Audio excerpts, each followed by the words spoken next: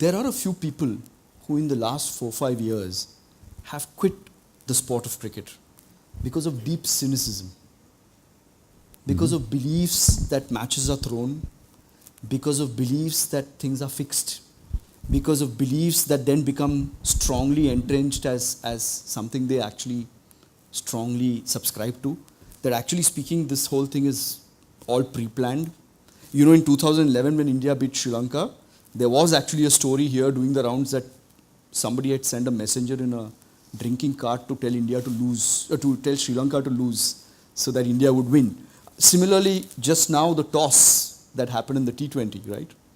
It's a very good example actually. I'll tell you about the toss. I mean the toss, it seems pretty clear that actually Sri Lanka had won the toss, but somehow the toss was given to India. So there is a certain set of things which cause cynicism and which cause people to go away from the game thinking, I'm not so sure whether this game is all honest and truthful. But when I hear you, obviously, and when I see you, it's all the positivity comes out and you feel that you need to believe. Is there anything purer than religion? Is there anything purer than religion for a lot of us? Some of the biggest scandals come out of religion, right? So can we be cynical about religion? And say, you know what, religion is actually the storehouse of those kind of people. So religion is actually all false and fake and I'll give up religion. It's what you see in religion that matters, right? In sport, you cannot get 100 saints playing sport. Just as there are no 100 saints in people who make cement, or 100 saints in people who run hotels, or 100 saints in people who run advertising agencies. You will always find good people and bad people. In sport, there are good people and bad people. In everything in life, there are good people and bad people. So, and nothing is 100% good or nothing is 100% bad. So there are good and there are bad. If sport is more bad than good, then I'm wasting my time. We're all wasting our time. I mean, here we are making a profession, writing books that sell 100,000 copies, saying this is what you learn from sport. But if sport is only bad, then what is there to learn from it? No. One of the problems over the last 4 or 5 years is that the media has ceded its need to be truthful. There was a time when in the media you needed to be truthful. The media has given up the need to be truthful. And a new medium has emerged called WhatsApp. WhatsApp is as much of a medium as television without the responsibility of being truthful. And a lot of the silliest things going around are things that a lot of very well qualified people are passing on WhatsApp without actually believing in them, but just passing them on. So you are disseminators of news without the responsibility of being part of the news.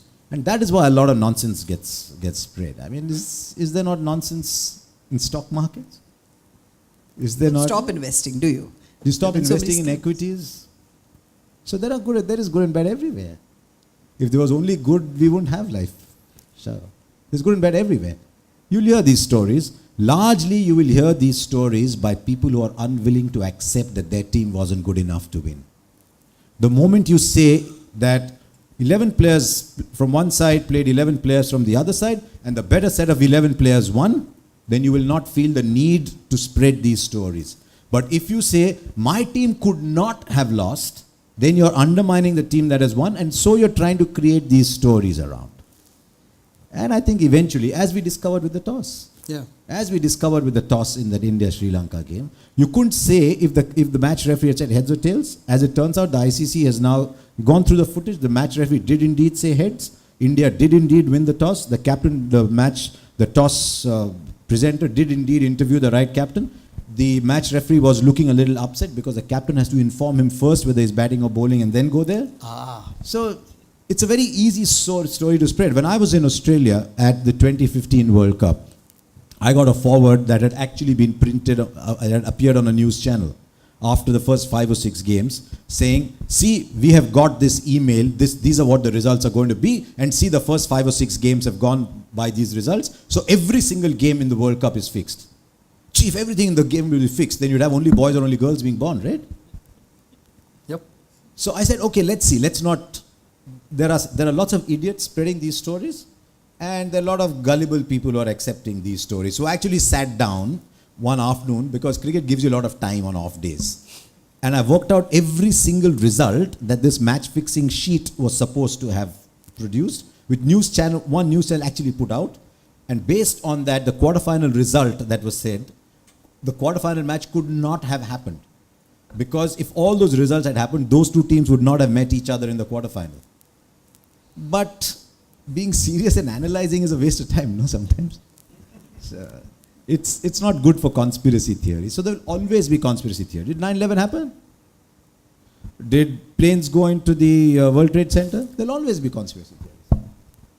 Sport is far, far, far more good than bad, and is far, far more good than almost everything else in society today. That's great. See, they should give me the job of being PRO for sport. Before we It also end, helps us to do more sessions of the winning way. You already have the best job, so why would you want something else?